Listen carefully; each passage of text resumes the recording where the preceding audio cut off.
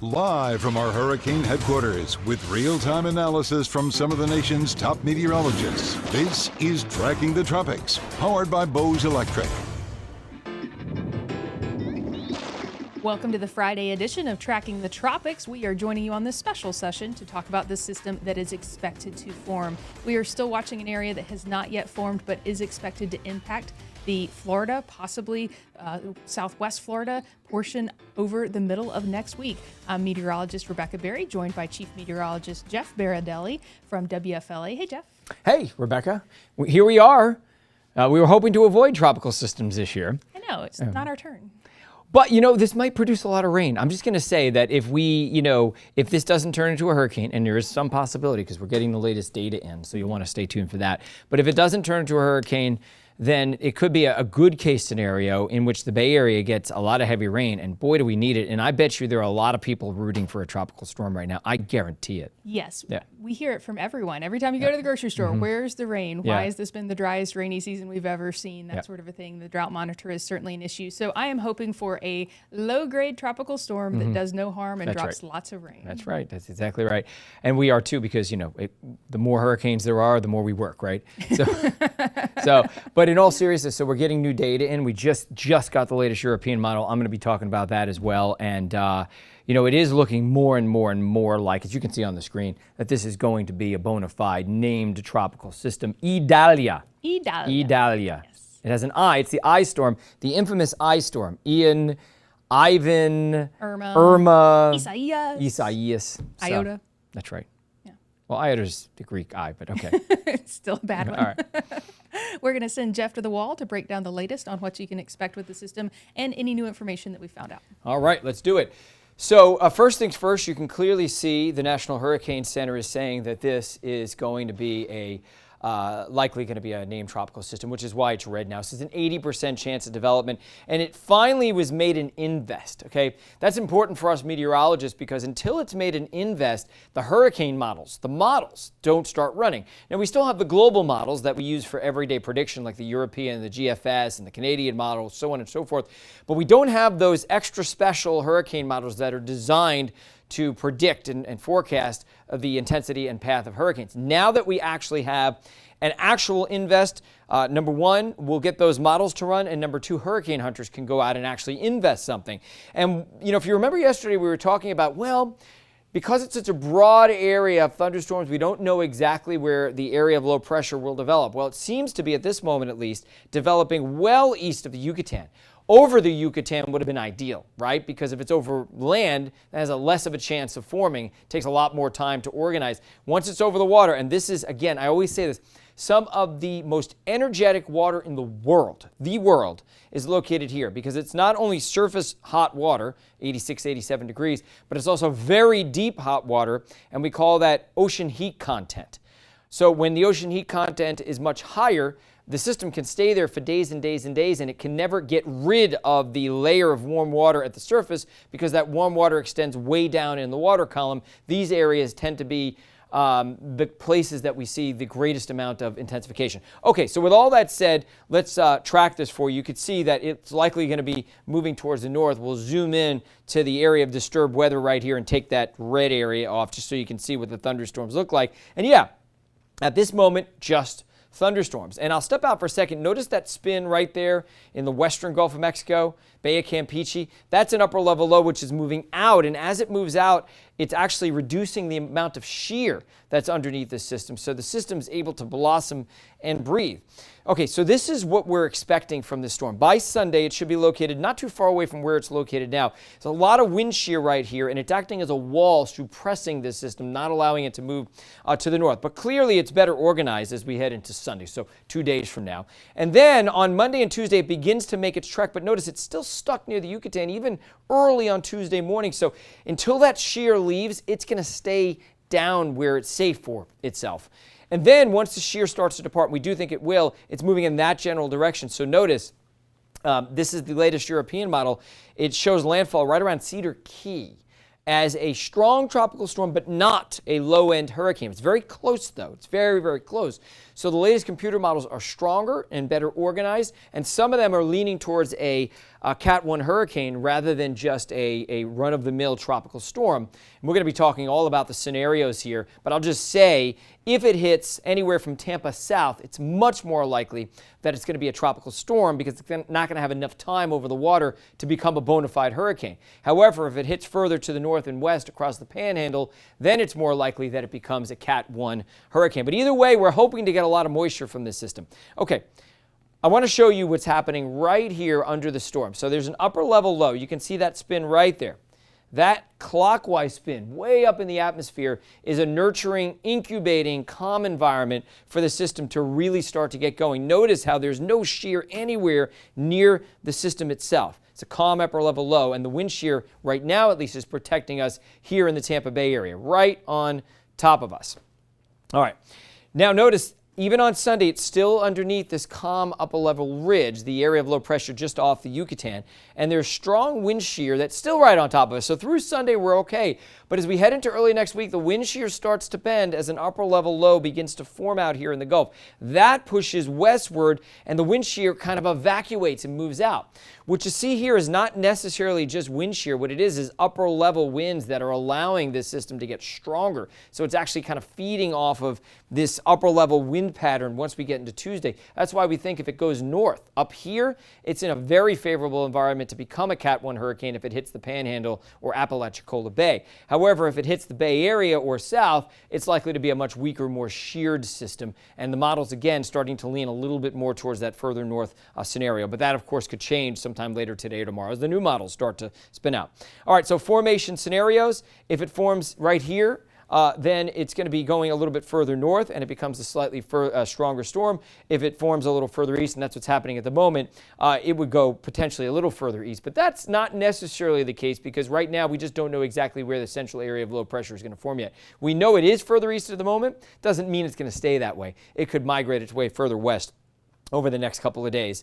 And you can see that we're worried about the possibility of landfall anywhere from around Panama City all the way down to southwest Florida around Fort Myers or even Naples. But again, the model's right now pointing a little further north. Okay, so I'm going to step out of the picture because I want to sit down with Rebecca so we can all chat together. But Rebecca, you made this graphic, which I thought was just such a great graphic to make. Yeah. So why don't we talk about this particular graphic? And so a lot of times we look at the strength of the system when we're determining the potential path. And if it is a stronger system, it is going to most likely trend a little bit further north in terms of impact. If it trended way north and way west of us, that would actually dry us out. That would be the worst case scenario for us with this system because we need that rain. And so depending on the exact path it takes, and if it is a stronger system, a lot of times the rain gets more evenly distributed around the center of rotation, whereas if it's a weaker storm, you usually get very misshapen and uneven areas of rain. And so you could also potentially miss out on a lot of rain if it were a weaker system and that particular area didn't actually make its way over you. And so a weaker system will most likely trend a little bit further east in southwest Florida, and the western parts of Florida would most likely get more rain if it were a weaker system. So let me ask you something, Rebecca. Do you hear any audio on this? No. I hear audio in my ear, so it must be just an IFB issue, right? Okay. You don't hear it on the stream? I don't have an IFB in, so I don't have a chance to. I'm going to go turn up the speakers, though. Yeah, okay. Well, let's keep an eye out for that. Okay. I turned up the speaker, and I don't hear anything except myself, so... Okay. All right. We're probably fine. So you know what? I'm going to take my IFB out because I'm hearing. I don't know what I'm hearing. Anyway. All right. So I'm taking my IFB out. I was afraid that it was on the stream. Okay. So the situation is this: the American model, which didn't even show a storm yesterday, finally shows a storm now, and it shows the storm moving through Panama City as a Cat 1 at least hurricane, because it moves further north. The further north it moves, the more real estate over the Gulf of Mexico it's over, the longer it's over the Gulf of Mexico, and the stronger it can get. If it ends up kind of cutting east, heading towards the Tampa Bay area, it's more likely it's going to be a tropical storm and not a hurricane. So that's the good news for the Bay Area. If it comes our way, it should be the weaker scenario, not the stronger scenario, right? All right, let's see what's next in the lineup of models. Okay, so this is the European model, latest rainfall forecast from the European. And this would be a great scenario for us, right? Yes. There's the purple 2 to 3 inches along the coast. that's 4 to 6 inches of rain, that would be great. But as Rebecca was saying, if it consolidates into a hurricane and hits Panama City, which is conceivable, or even east of that, Apalachicola, then it steals a lot of our moisture. We get a lot less rain. Yes, we are cheering for a sheared system that That's right. heads closer to our coastline and is not very strong and is dropping tons of that beneficial rain by the middle of next week. This could end up being one of our better weather events of the season because we've been so incredibly dry. If it does play out where we get some of that beneficial rain, think what 4 to 6 inches of rain could do to Bradenton and Venice. We're missing about 17 inches of rain so far on average this year. Yeah, people are frustrated, and they're taking it out on the meteorologists. Folks, we're just the conveyors of information, okay? We don't actually make the weather happen. But no, we're getting emails of people saying, when is it gonna rain here? And it's been a really ridiculous pattern. I've never seen a pattern, anything like this, during the summertime. It's been a dry, rainy season for sure. So that's the drought situation right now. That was updated yesterday, by the way. And then this is something we need to talk about. Maybe we can take this full. Yes. Yeah. Thank you, Rebecca. So the reason why we're showing you this is, first of all, as luck would have it, timing is everything in life. There is a super moon on Wednesday, meaning tides are already going to be elevated 1 foot above where they are right now at high tide. So we want to show you the high tides. We'll put these online.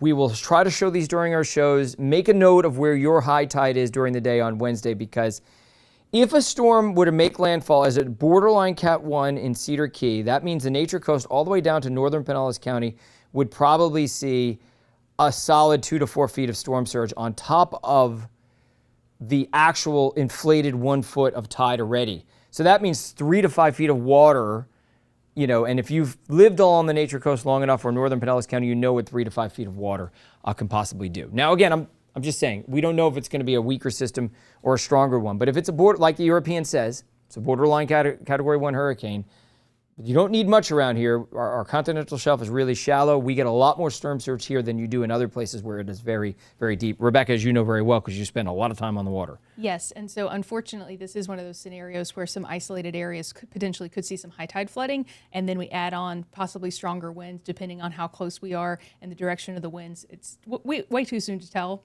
which areas maybe the higher volume of water may be driven by wind into those bays, but that is going to be a scenario. I'm going to go ahead and open up our Q&A. If you're watching us via Facebook Live on the WFLA Facebook page, you can ask a comment. You can ask a question in the comments section. Just use the hashtag HeyJeff or hashtag HeyRebecca. That allows us to see the comment and display it like this one. This is from Roxanne on KLFY. She's asking, is it going to Louisiana? And so it's a little too soon to tell, but it certainly looks like more of a Florida storm than anything else at this point. That's right. And I'm looking at the latest models right now, and everything I see still is east of Louisiana. I mean, the trend has been west in the latest model runs, but not that far west. I would say the real consensus is anywhere from Crystal River west to Panama City. There are a couple of stragglers towards Pensacola, but there's nothing yet that I see that shows Louisiana. That's good. So Louisiana is oftentimes a target, unfortunately. And so we got another question coming in from Edward on the WFLA Facebook page. Hashtag HeyRebecca. Will this affect the East Coast on Tuesday? And it depends. The East Coast is a large area, so I'm not exactly sure where you're talking about on the East Coast, but it looks like the rain doesn't really get over to the East Coast until closer to Thursday in the winds and sort of that sort of thing. And so this is Tuesday night. It's still pretty south of the Tampa area, moving through during the day on Wednesday, and then it's pretty much lifting out by the time Thursday rolls around. So I think that you're pretty safe on the East Coast on Tuesday. Yeah. Which is the good news. We have another one. This is from David on WFLA. Any fronts coming down to push this more east? No, there aren't any fronts, but we don't know is the orientation of this upper level low. And that's kind of what, hold on a second. And that upper level low plays a huge part in this because the upper level low blocks the shear from tearing the storm apart and keeping it weaker. So it's really, really heavily dependent on that upper level low. It's like, it's a very fine line, right? There's a good phrase for that. It's kind of like threading the needle. Threading the needle. Thank you. Can you always be around so that, because I constantly have that. You ever have that tip of the tongue problem? Yes. Rebecca doesn't. I have it all the time. Try having a 2-year-old baby and waking up 15 times during the right. I think that's so I more have the tip of the issue. tongue problems all the time, and I really could use somebody to help me with that stuff constantly. So I did want to kind of go over, okay, so this is the latest Euro, just to kind of show you, and someone had asked about rain on the East Coast. So, you know, the Euro is one of the furthest east models now, right? Which shows it moving over Cedar Key, which is actually just out of our viewing area, so just north of Crystal River. Crystal River is kind of the top end, Dunellen, top end of our viewing area.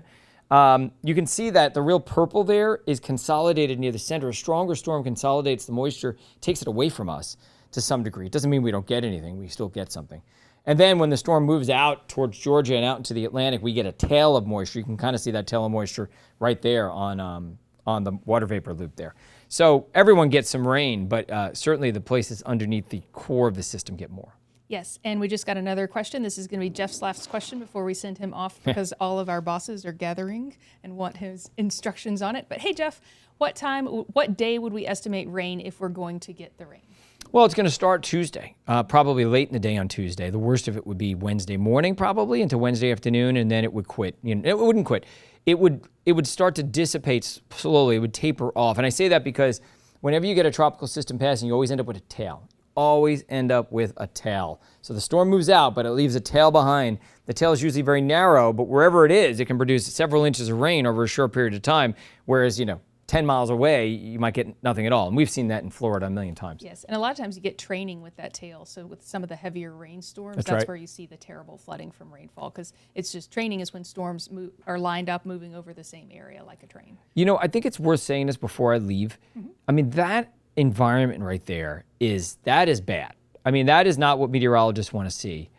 No. Because there is a large area that is very calm. Now, there's a lot of wind shear over us, but that's a big bubble for a storm. It's a pristine environment for that storm to get going. So, it's very hard for computer models to predict the strength of a storm when there's nothing for it to start predictions on. Yeah. Right? Up until a few minutes ago, we didn't even have an invest. So the models barely had thunderstorms to start. Now that we actually have something, and over the next 12 hours, there will be something forming there. The models will have a much better idea, and I just hope that they don't all of a sudden realize, holy cow, look at this disturbance, look at that really pristine environment, that calm upper level ridge. Could this really get going by Sunday and Monday, and could it get a lot worse? So anyway, I'm going to be wrapping it up. Rebecca will continue, and have a great day, everyone. We will continue the conversation. Thank you, Jeff, for all your help. We'll continue answering your questions here on Tracking the Tropics. And so we're taking the next question. This is, hey, Rebecca, will there be any chance of getting rain in South Mississippi? And so the answer is most likely not. If you did, it would just be a slight enhancement. Things would have to change for South Mississippi to be in play with this. I know that you've gotten some really decent rounds of afternoon storms in South Mississippi this summer. You're probably not quite as dry as everyone else, so rainfall would be a bigger concern for you guys if it did head your way. But I really think this is going to be east of Panama City based on all of the information that we have now. If something changes with that, like a big change in where it forms or a big change in strength, then we have to start looking at more western locations like Mississippi and like Louisiana, but it's very unlikely at this point. Next question coming in from Sandy on WFLA. Hey, Rebecca, do you think there will be any evacuations for Zone A along Indian Rocks Beach area? And so I don't think so. Something would have to change for that to occur. What we're expecting, if it does impact the Indian Rocks Beach area, the Tampa Bay area, is that it would be a weaker, heavily sheared system, not a hurricane. And so for a tropical storm, I don't foresee them evacuating Indian Rocks Beach areas. The only concerns would be that if you are medically dependent on electricity, because we could see some power outages. I don't think they'll be widespread, but with 40, 50 mile per hour wind gusts, any trees that were already compromised and damaged could fall over, that sort of a thing. And so we just don't get winds around 40 or 50 miles per hour very often. We do in some of the stronger summertime thunderstorms, but it has been a very dry year. So a lot of our foliage is untested this year because it has been so dry. Taking in another question, hashtag, hey Rebecca, I have a flight out of TPA Wednesday morning. Do you have any thoughts on that? Okay, well, I do think that there's a chance if we see lightning within the storm that your flight could be compromised on Wednesday. Wednesday's the big rain day. They do not shut down the flights most of the time for rain. What they do shut down is if there's lightning. If there's lightning within a couple of miles of the airport, they don't allow their workers, out of the safety concerns for the workers, to load up your luggage, to direct the traffic from the ground level, because that's too dangerous. And so if they stop loading and unloading luggage, that delays flights. And so that could be a problem within the areas. And so what we're looking at right now is the wind shear across those areas. Let's see. We have another featured comment. Is it more likely to hit Panama City area or where? And so Panama City is actually on the outskirts of where we're looking for it to hit. We're looking for, all the forecast models right now are generally showing a impact area near Cedar Key. And so if that were to happen, we would get tons of beneficial rain south of that, and we would get the potential for offshore winds to the north of Cedar Key, and that would mean that would almost eliminate any chances for flooding in those areas. And then we have another featured comment. Remember, if you'd like to ask a question about a forecast in your area, you just use the hashtag #HeyRebecca. That allows me to see your comment and pull it into the system along with the digital team here at WFLA. This is Joshua on WKRG. Hey, Rebecca, will this impact South Alabama? In terms of impacts for South Alabama, I think you'll have probably a rainier day, and you might have a slightly breezier day on Tuesday and Wednesday. I think you'll definitely get some rain on Wednesday, just depending on how compact this storm is. But it's probably not likely that you would have a noticeable impact in South Alabama. And then here's another one. This is from Josh on WFLA. Hashtag #HeyRebecca. Is Myrtle Beach going to get hit with rain? If it does take the path that the Euro is showing right now, that would put it moving closer to Myrtle Beach by Thursday, Friday, but it pushes offshore. So I think that it would actually make for a drier day in Myrtle Beach because it is so far offshore. When storms pass just offshore, they actually pull the moisture away from you. If you think about the last couple of tropical systems that you've lived through, the weather was actually beautiful the day after a tropical system. It's pulling away from you. That pulls all the moisture with it. You typically have low humidity. It's sunny and breezy, which is a blessing because a lot of times you're without power for a day or two after the storm. If you remember, after awful Hurricane Ian last year, it was beautiful the next day. It was actually crisp and cool with low humidity and a nice breeze. And if you're going to go without power, at least you get slightly more pleasant weather after that. All right, next question. This is from Sierra on WFLA. Hashtag #HeyRebecca. What if my complex is right on Tampa Bay, assuming I should be fine? I'm assuming you're living in an apartment or a condo complex, Sierra. I think you're going to be absolutely fine. This is not the big one to worry about. This is going to be very inconvenient for your plans on Tuesday and Wednesday. You need to be careful about not driving through any ponding of water on the roadways and flooding on there. If you live in one of those apartment complexes or neighborhoods that has a lot of trees, check the storm drains this weekend. Make sure they're clear so that if you do start to get a deluge of rain, it has somewhere to go. So preventative measures like that are easy and simple can make your life easier next week. But I don't think we're going to see any threatening storm surge or any damaging winds. But with the system, what we're hoping for and what looks like a plausible scenario at this point is that we would be seeing several inches of rain and some gusty winds for about a 36-hour period. And then we've got another comment. This is from David on WFLA. Hey, Jeff, could the bulk of the weather stay offshore from Tampa Bay? And that is what we were talking about just a few moments ago. It could. If it tightens up and becomes a stronger system and trends more towards the Panhandle and less towards the Big Bend area, it could take all the moisture away from the Tampa Bay area, and we could be sitting here dry and breezy without any of that beneficial rain. So that's why we're hoping for that more weak tropical system that would skirt a little closer to our coastlines and bring us a little bit more of that rain. And all right, hashtag #HeyRebecca. What about Louisiana? I think you're in the clear, Louisiana. Something would have to change for Louisiana to be an issue. Oh, yeah, that would be great. Thank you, Val.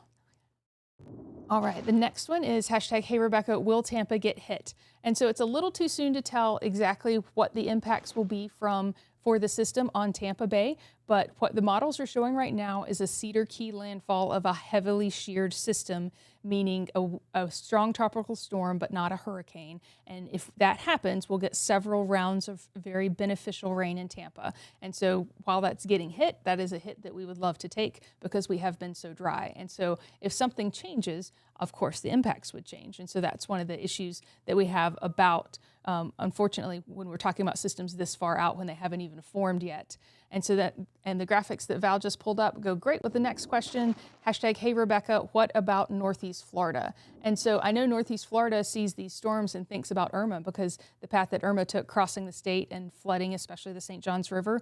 I don't think this is that type of a system. It's not going to drop that much rain. It's not going to linger too long over any areas. Once it does get closer to the coastline, it really lifts out and across the state quickly. So I think northeastern Florida is in for rainy Wednesday, possibly Thursday.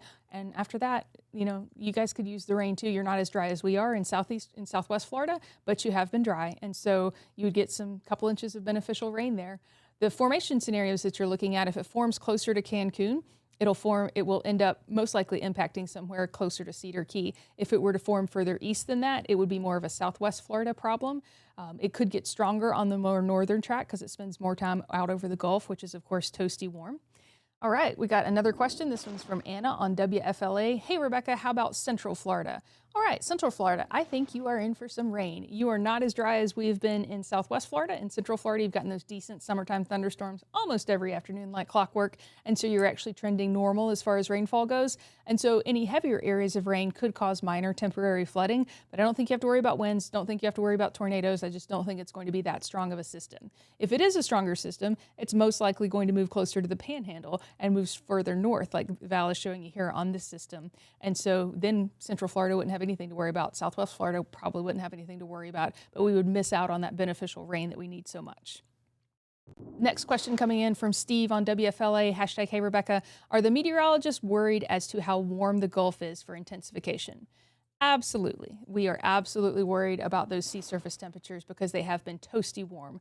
Now, we got a trial run with Harold. So last week, a system drifted across the state. There was an open tropical wave that hadn't formed, but as it drifted into the Gulf, it did start to form right along the Texas coastline, and so that was Harold. And once it does get over those warm waters, that is fuel. But what we're not as worried about is the fact that we have such heavy wind shear across the Gulf right now, and so that just stops storms from developing vertically. It cuts them off at the top. And so as long as we have wind shear, everything should be okay. So that's the good news, is that we have that shear present. The upper level low that's blocking the shear for it to form is the key to how long it has to intensify, how long it has in an area of low shear before it enters the higher sheared areas, which are across the Gulf right now. And so we'll take another question. Hashtag, hey Rebecca, any chance that it will move closer to the south of Tampa Bay area? And what do you think about the rain amounts for Bradenton and Sarasota? And so there is a small chance that it could move south of Tampa Bay, but I think that you're going to get that beneficial rainfall even if it moves north of Tampa Bay like it's expected to right now. The rainfall totals are expected to be between 4 and 6 inches of rain for Bradenton and Sarasota. And what you're looking at right now is the drought monitor, which is how many inches of rain you're lacking compared to average this year. So Bradenton and Sarasota both lacking over 17 inches of rain compared to how we normally are on average. And so it is one of those scenarios where it wouldn't be that bad of a thing as long as it remained weak, just that tropical storm status. It would make for 2 days of really inconvenient, gloomy weather, but beneficial rainfall. And also another benefit of this system moving over the Gulf, particularly close to our area, is that tropical systems, they feed off of the warm sea surface temperatures, but as they do so, they rob that energy from the Gulf, from the sea. And so it would remove the heat from the Gulf and it would cool us down a little bit. That could be extremely beneficial if it were to affect the Keys, where the sea surface temperatures are so hot and the coral's in trouble right now. Our Gulf temperatures are very hot, and so it would actually be very beneficial for a tropical storm to move over the Gulf area near us, cool our waters down a little bit so that the next system that moves our way won't have as much energy to feed off of either, and possibly help out with the coral situation as well. We've got another question coming in from Annette on WFLA. Hey, Rebecca, it seems like Highlands County and Lake Placid is in the clear. And I would agree with that. There's no reason to suspect that Highlands County or Lake Placid would have anything to worry about. What you're looking at right now is a comparison between the GFS and the Euro. And you can see that they're pretty close on formation locations. The Euro's a little closer to Cancun. The GFS is a little further out into the Gulf. And so if that were to occur, the GFS would most likely be displaying a weaker system, and the Euro would be a little bit stronger. But right now, the GFS takes a more northern path into the Panhandle, while the Euro moves it closer to Cedar Key. Look at the timing of this. This is midnight on Wednesday morning, and so it's a Wednesday impact day for most of us. It starts raining on Thursday, but it does not it's not completely raining throughout the entire day until about Wednesday. Those are the main impact days. But if the GFS were to play out, we wouldn't get much rain because it's so far to the west of us. All right. We have another question, this one coming in from Teresa on WFLA. Rebecca, how do you think the winds will be towards Eastern Polk, headed out on a camping trip in the RV? And I don't think you're in for bad winds at all in Eastern Polk. I don't know how long you're going to be there. If you are going to be there on Wednesday, Wednesday would be the wind day. If it were to be windy, I think you could see 20 to 30 mile per hour wind gusts. And so maybe some of the lighter tents or awnings you would have to keep an eye on. I'm not sure what the wind rating is on your camping setup, but it will be breezy, certainly sustained winds around 15 miles per hour and some gusts around 20, 30 miles per hour. That's for Eastern Polk. It'll be breezier along the coastline with the potential for gusts of wind 40, 60 miles per hour. All right, pulling up the next comment. Hey, Rebecca, how about northeastern Florida, Jacksonville, Florida? I think you're in for a rainy Wednesday, but I think that's about it. I don't think you have anything else to worry about in Jacksonville. It's certainly not an Irma type situation. This storm is on the move, and so you are not going to be looking at significant rain flooding from this. Plus, add to it that a lot of areas are below average in terms of rainfall totals, so that is not going to be an issue. Okay. Moving on to the next question, and this is from Lexi on the WMBB Facebook page. Hey, Rebecca, our concern here in the Washington County/Bay County area is that Hurricane Michael tore us all up. The water is warmer than when that system turned upward and came for us overnight as a 5. How likely is that to happen again? That is extremely unlikely. Hurricane Michael was in October, and the wind shear during that time was very low. We didn't have much wind shear at all in the Gulf, and so even though the sea surface temperatures are warmer, it's like think of sea surface temperatures as wood for a fire. So it's all there. It's available as fuel. But wind shear stops systems from developing. It's upper level winds that cut off the top of a hurricane, and hurricanes thrive and form through vertical development around the eye. And so if it's trying to vertically develop, it's cutting it off at the top. It's not allowing that. And so as long as we have decent wind shear across the Gulf, which looks very likely throughout the next few days, there's that one upper level low that blocks it briefly and provides that zone for it to form. But it's not one of those scenarios where I think we could see the potential for a Hurricane Michael. So I don't think you have anything to worry about. And we've got Donna on WFLA's Facebook page. What about Pensacola Beach? So Pensacola Beach is on the western edge of what could potentially impact, where the system could potentially impact. And so I think you may be in for some rain. I don't think you have to worry about anything other than higher than normal high tides from our already supermoon. Adding into that the fact that we may see a foot or so of elevated sea levels because of onshore winds. But it's still too soon to tell which areas will see the onshore winds and which areas will see the offshore winds because we don't know where it's going to impact and how strong it's going to be at the time of impact. All right, another question. This is from Nikita on WKRG. What about the Gulf Coast? And so the Gulf Coast is not out of play here, but it's less likely to be in play. And so right now we're really focusing on the Panhandle down to Naples. That's the zone that we could see potential impact for this system over the next couple of days. And we got another comment coming in. This is, hey, Rebecca, what about Citrus County? We flood easily, looking to get an early heads up. And so Citrus County, you've certainly gotten more rain than most counties in our area. You're not in the drought zone, and so you would be more prone to flooding. And so if it were to take the orange arrow path and make an impact in Cedar Key, that would put the highest onshore winds into Citrus County. And so especially approaching times of high tide, you would see some high tide flooding. We're already expecting high tides about a foot above that day just because of the supermoon. That has nothing to do with the storm. And so we would be likely to see high tide flooding. And so the closest to you on this is probably Newport Richey or Kings Bay. And you can see those high tide times there at 1:40 a.m. and 5:04 a.m. And then again in the afternoon at 12:51 p.m. and 4:44 p.m. And so it would be that afternoon high tide I would be most worried about because of the deluge of onshore winds driving higher volumes of water up against the coastline. All right, we got another question. This is from Crystal on WMBB. Hey, Rebecca, what are the chances we get a Cat 1 or a Cat 2? The chances of a Cat 1 are probably around 10%, Cat 2 almost non-existent. We're just not looking at a good environment for the system to thrive in once it does make it into the Gulf. It's areas of development, while it's in a good area of development while it's south of Cuba. Once it gets north of Cuba, there's all that wind shear to tear that system apart. And so that's why we expect it to stay a weak system and not become a Category 2. All right, we got another comment. This is from Colleen on WFLA. Hey, Rebecca, my son is flying into the Tampa International Airport on Thursday afternoon from Rhode Island. Do you see any issues for Thursday? No, this system is on the move. Once it starts to move on Tuesday, it starts to move fast. So it moves through we move from not getting much rain at all early Tuesday morning to a deluge by Tuesday night. It'll most likely rain all night Tuesday night into Wednesday.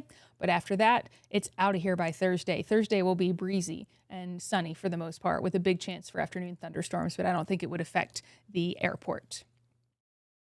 Amanda asking, what about Alabama? In all capital letters. I think you're out of play. I think you might get a little bit of rain, but something would have to change for Alabama to be an issue. Right now, we're looking at more of a Cedar Key, Florida, which is about halfway through the Florida Peninsula on the west side for the primary landfall.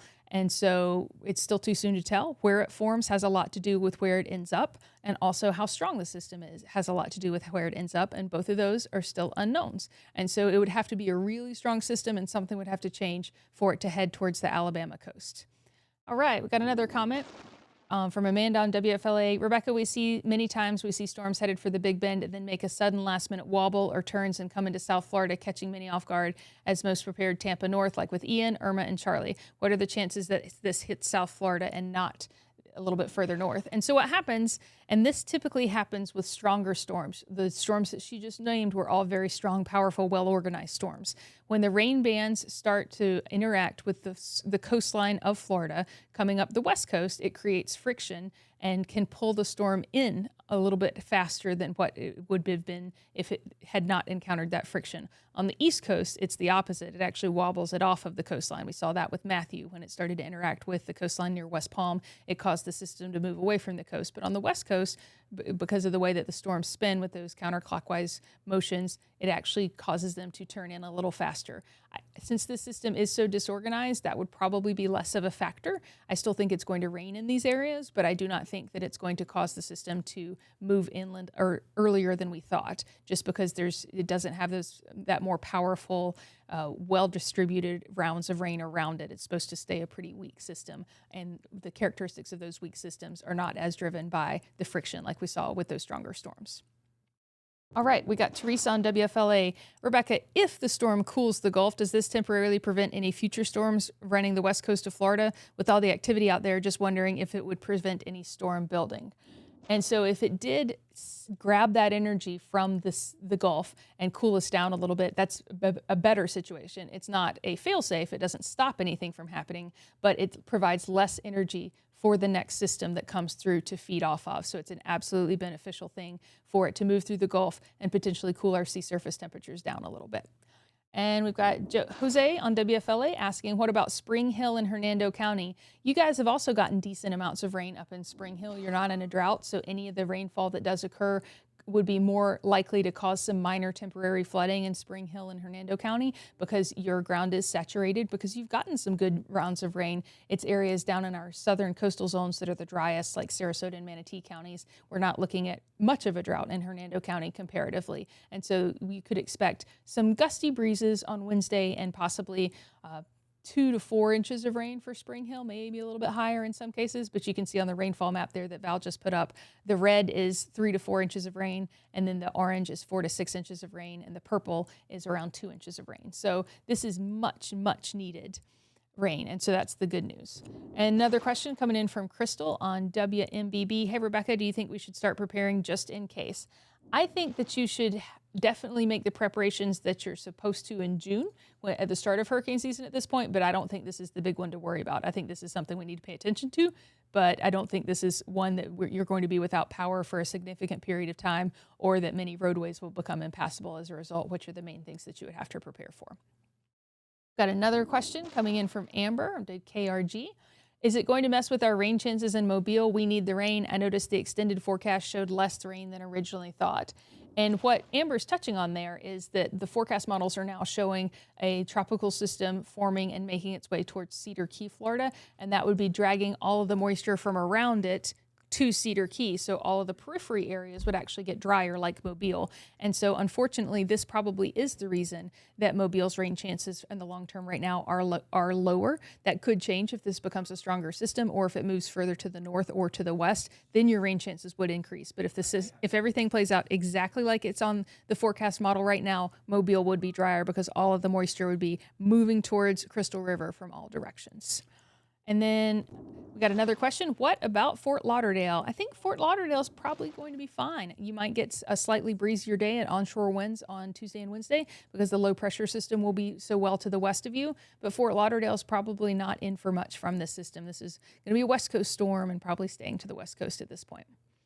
And so, unfortunately, I do have to get ready for the 4 p.m. newscast. We here at Tracking the Tropics really appreciate you turning to us for accurate information. I know there's a lot of information out there on social media, especially early on with systems like that. And some of that information is not necessarily accurate, and it's certainly not making sure that you are getting exactly the different scenarios and without any drama. And so I just want you to know that we're a trusted source for accurate and straightforward information. We're here to answer your questions. You can always watch any episodes of Tracking the Tropics that you missed on trackingthetropics.tv or listen to it as a podcast on Spotify. If the system is named, we will hop back on and let you know and start to stream. We're going to try to stream pretty regularly leading up to this system and keep you updated on what you can expect. If it does get named, it will be Idalia. That's the next name on the list. And so I'm going to go ahead and turn it over to our digital team. We are here for you. If you are local, we'd love it if you join us for the 4 p.m. news. Find Tracking the Tropics on these platforms. And for storm updates, the latest models, and helpful resources, visit trackingthetropics.tv.